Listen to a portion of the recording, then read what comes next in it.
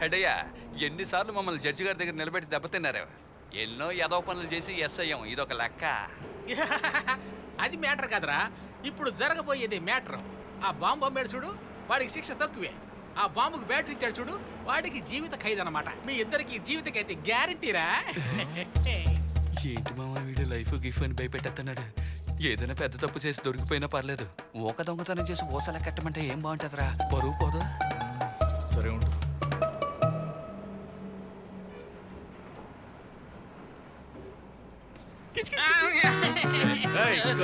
తుపాకీ తీసుకురా. ఇమ్మని చెప్పు. తీసుకురా. ఇమ్మని చెప్పు. ఏయ్, ఇవ్వు. ఈరా వాడికి ఇచ్చారు. తీసుకో. లేదంటే బండి ఆపు. పారిపోకరా. రారా. పారిపోతున్నారు. లేవో, గుండెకి బొక్కడిపోతుంది. వదలొద్దు. గుండు దించమంటావా? చెప్పు. ఫ్రీగా దొరికిందని అడ్డమైన గడ్డి తిని పొట్ట పెంచుకొని కూర్చున్నావు. లేరా, లేచి పరిగెట్టరా. రా. ఒరే పారిపోయినా పర్వాలేదు, తుపాకీ చెల్లిపండి రా. ఒరే మిమ్మల్నిరా. ఏందేవ్ ఎట్ట పరిగెడుతున్నారు? ఎవరినైనా నరికేశారా ఏంది? అటు చూడ, వేళకి ఇదే పని అయిపోయింది.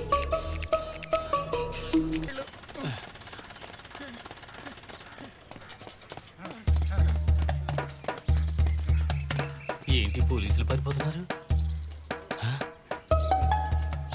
వేటగాళ్ళు పోలీసుల్ని తరుముకొస్తున్నారంటే ఏళ్ళ నిజమైన ఏటగాళ్ళు. జానీ, రారా.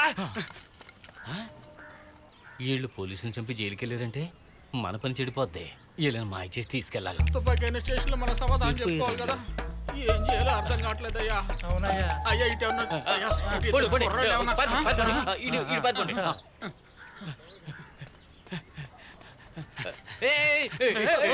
తమ్ముడు పోలీసుని కాచపక్కడయ్యా.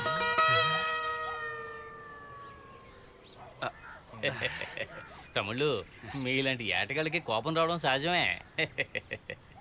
పోలీసులు టీ తాగి డబ్బులు ఇవ్వకుండా పోవడం మామూలే కదా. అందుకని తుపాకీలు తీసుకుని పోలీసులను కాల్చపోవడం న్యాయం కాదు కదా. అనవసరంగా హత్యా నేరం అయిపోతుంది బాబు.